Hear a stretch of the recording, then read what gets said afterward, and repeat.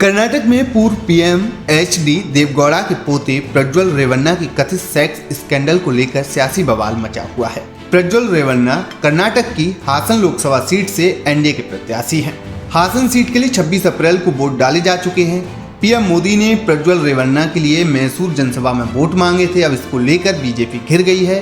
कांग्रेस समेत विपक्षी दल बीजेपी को घेर रहे हैं। सोमवार को प्रियंका गांधी ने तो कर्नाटक के सेदम से सीधे पीएम मोदी पर हमला बोला।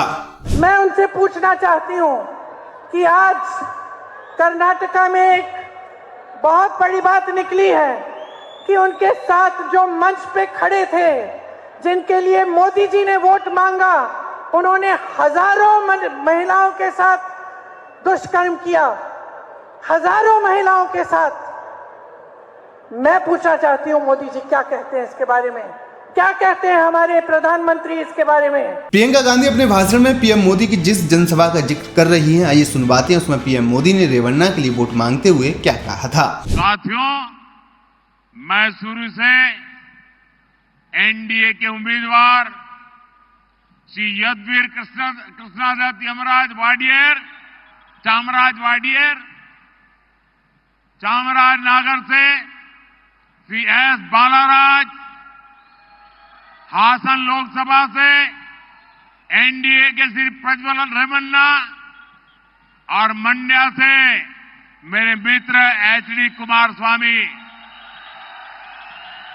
आने वाली 26 अप्रैल को इनके लिए आपका हर वोट मोदी को मजबूती देगा, देश का भविष्य तय करेगा।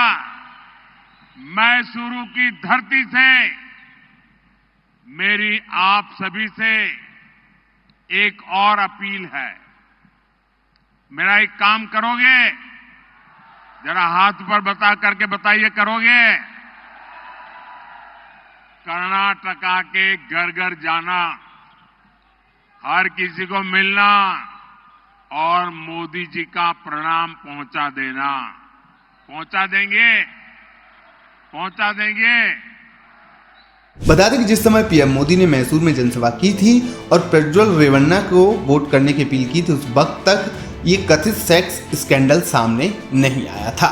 वहीं प्रज्वल रेवन्ना मामले पर अमित शाह का भी बयान आया है। सुनिए उन्होंने क्या कहा। देखिए, श्री रेवन्ना का जो समाचार पत्रों में और चैनलों में चल रहा है वो बिल्कुल आघातजनक है। ऐसा सहन किया ही नहीं जा सकता और भारतीय जनता पार्टी का स्टैंड बहुत स्पष्ट है। हम देश की मातृशक्ति के साथ खड़े हैं, देश की नारी शक्ति के साथ खड़े हैं। नरेंद्र मोदी जी का पूरे देश को एक कमिटमेंट है कि कहीं पर भी मातृशक्ति के अपमान को सहन नहीं किया जाना।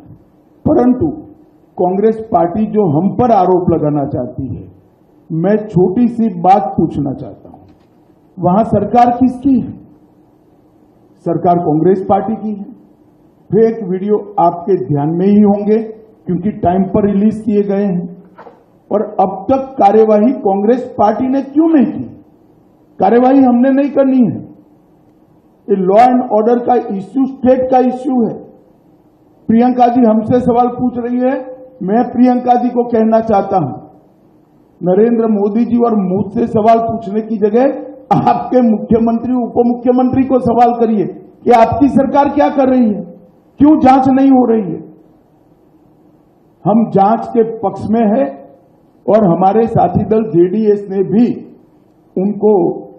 उन पर कदम उठाने की घोषणा की है।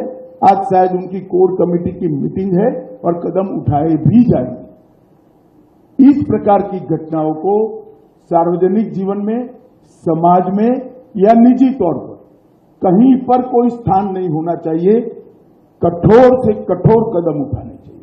ये भारतीय जनता पार्टी का स्टैंड अफर है और उसमें कोई कंफ्यूजन भारतीय जनता पार्टी में किसी स्तर पर नहीं है।